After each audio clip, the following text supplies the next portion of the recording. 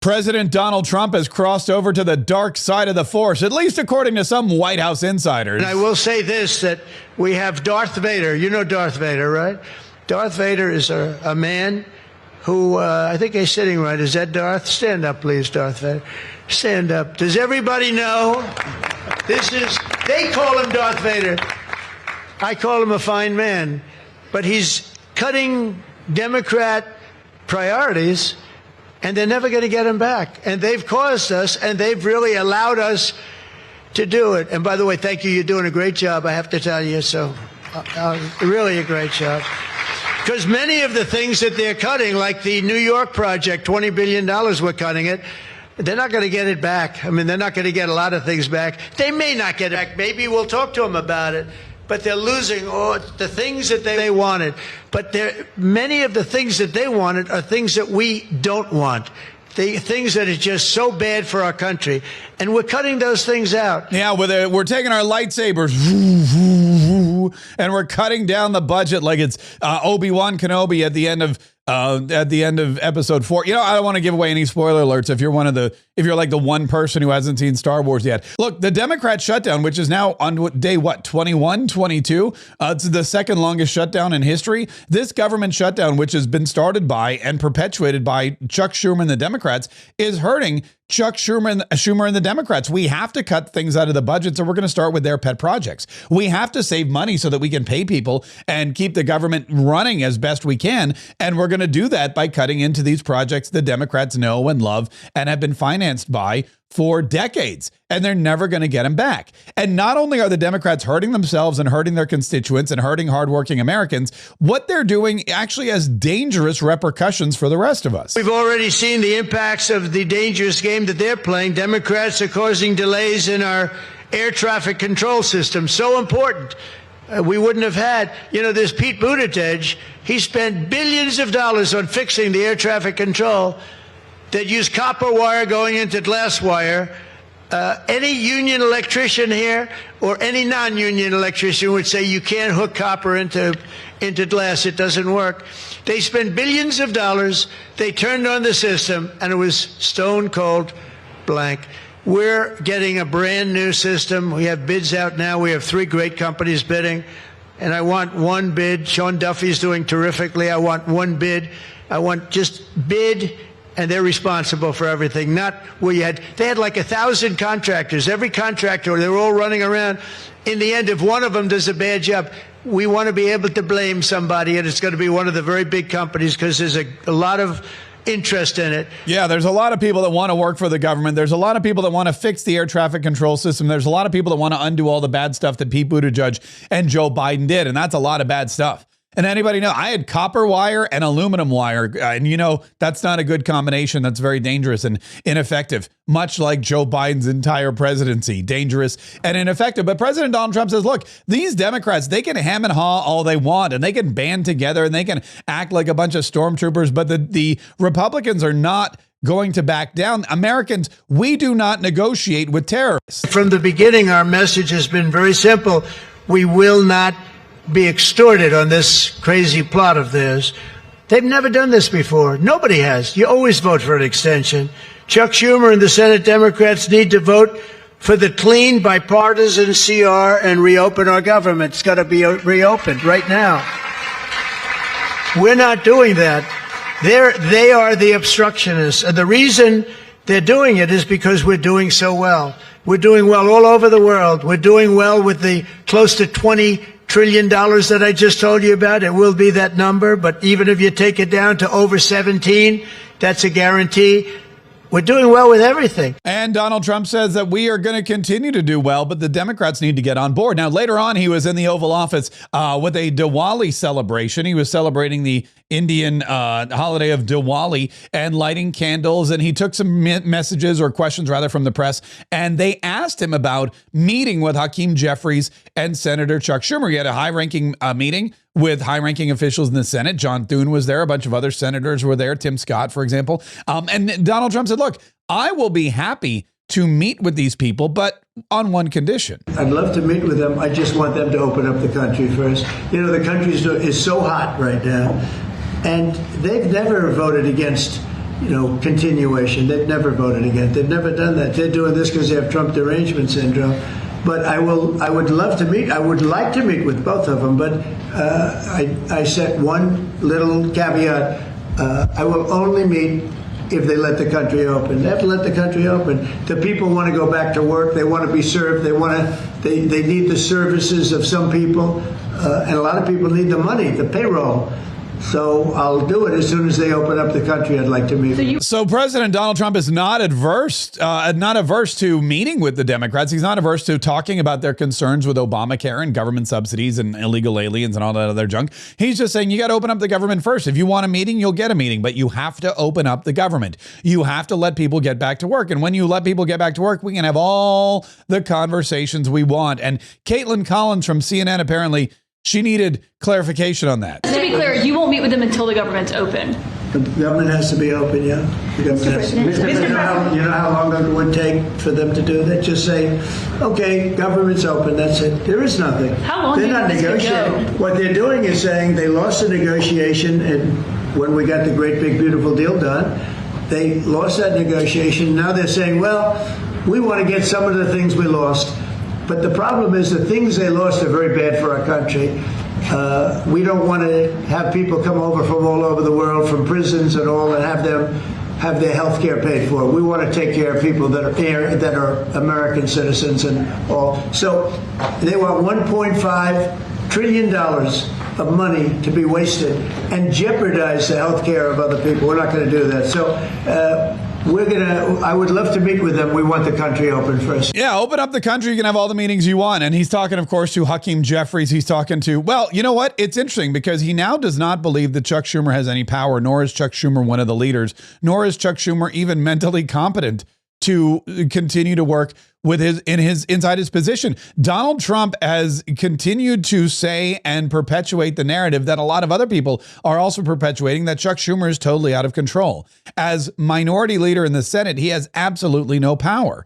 The squad, the AOC contingent, have been pushing him around politically and threatening to primary him. That has put him in a position where he is politically weakened and as a result is acting like a lunatic, as President Donald Trump claims. But I would say he would be the leader of the party. It's not Schumer. Schumer's shot. He's shot. This poor guy, I feel sorry for him. I've known him for a long time, but I think he's mentally gone. He's been beat up by young, radical lunatics. And I think Chuck Schumer he's gonzo. I really do. I think he's probably not going to run. It shows that he's losing in every poll. Now, this is hard. He wants to meet with me. It's sort of hard to meet with a guy after I make a statement like that, but I'm just giving you the facts. I think Chuck is probably finished. I know some people, Democrats, that would be good. Some good politicians and some, reasonable people.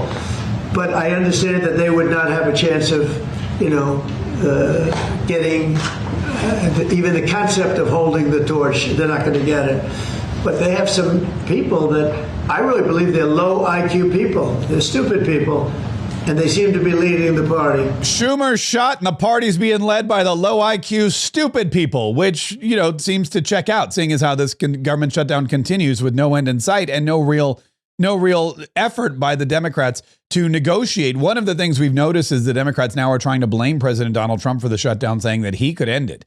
He could end it all by picking up the phone and calling the Republicans and having them, I don't know, just give in to the Democrats' demands. Again, negotiate with terrorists. President Donald Trump says we don't negotiate with terrorists. We will never do that. It is up to the Senate. It is up to the Senate Democrats to come to the table and say, we've been offered a clear CR. We're going to allow the government to stay open while we continue to negotiate all these other ridiculous things we want, like $1.5 trillion for illegals. Until that time, though, the Republicans are not going to give in at all. Today, I'm calling on every Senate Democrat to stop the madness, to let our country get back. In the greatest moment in the history of our country in terms of wealth, in terms of job creation, and in terms of investment coming in, these guys go on strike. It's really a shame. So I'm asking them to be smart. It's not working. They're getting killed in the polls. The public understands what they're doing. They're doing the wrong thing. Yeah.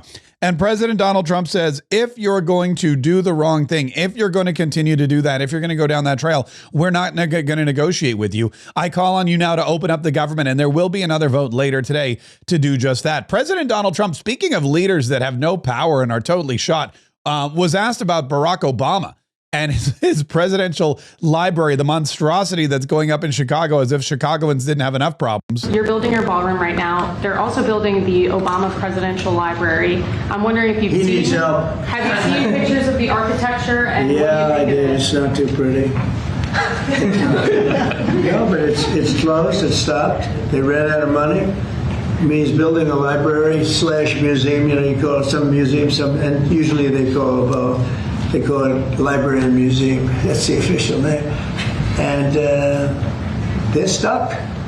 And he wanted only women and DEI to build it. Well, that's what they got.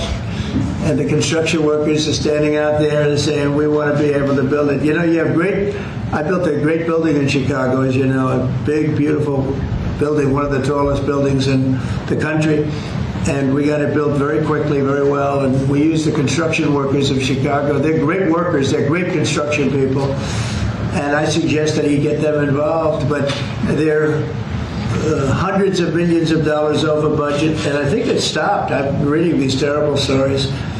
But that's the way our country was run under President Obama, too. Nobody knew it. Nobody knew it, but he couldn't build anything. Everything was over budget. Everything was ugly. Everything was horrible. He couldn't do it. He couldn't run anything. And that's that's one of the reasons why we're in the situation we're in today. Caroline Leavitt was asked also about Joe Biden's former press secretary, Karine Jean-Pierre, who's now going on a book tour and just spreading lies, the most ridiculous lies about President Joe Biden. Lies about his stamina and his ability to lead, and she's doing it all to sell books, which is what the Democrats do. They sell out their country for years. Then when they get booted out of office, they all write books and they go on tours and they tell lies to try to sell them. It's the same lies that Kamala Harris has been spreading in her book to sell copies and get speaking engagements. And Caroline Leavitt was asked about it on Fox News, and there were no love lost between, I guess you would say, press secretaries and battle lines drawn by Caroline Leavitt. Well, with all due respect to my predecessor, she is one of the main culprits of the greatest cover-up and scandal in American history. She took the podium every day and lied to the press about the incompetence of her boss. And on this book tour, she continues to lie. She said this past week that Joe Biden would still be up for the job if he had, God forbid, been reelected in November. She actually said this week as well on a podcast that Joe Biden did more press engagements than President Trump currently does now.